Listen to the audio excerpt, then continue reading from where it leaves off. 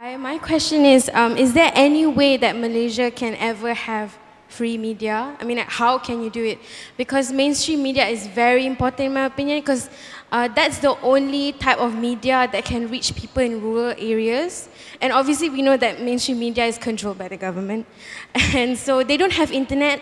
And so the reason why people in Selangor, in PJ, and in other big cities know about the opposition is because of the internet. And people in rural areas, they don't have internet. So how can we free mainstream media in Malaysia?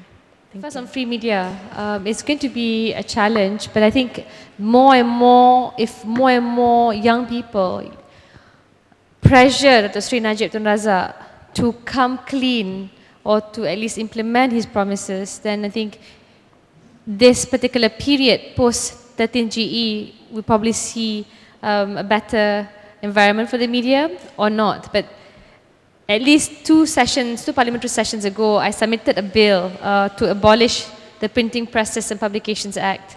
At the same time, also apply for a permit, Utusan Rakyat, Malay language weekly paper. Because you rightly pointed out, our challenge is in the rural areas, the kampung-kampungs, who are subservient to Utusan Malaysia and, of course, their dogma and propaganda. It's not going to be easy, but I think both BN and Pakatan also knows that the 14 GE is up for grabs. So you're looking at greater involvement, engagement with social media, but also the ability for the opposition parties to go down more on the ground. Even our public rallies, cheramas, are properly and carefully staged, so that you have thousands, sometimes 10, 15,000 thronging the Merdeka Rakyat ceramas. Is it sufficient? No, but we add on with leafleting, newsletters from various candidates. Of course, some better prepared than the rest, but I can give you an example in Negeri Sembilan, where every household, at least 80%, between 7 to 80% received a leaflet, a newsletter from the candidate. And it's important to have this going on for the long term, and we have to consider ways to mitigate or manage around the control by the mainstream media.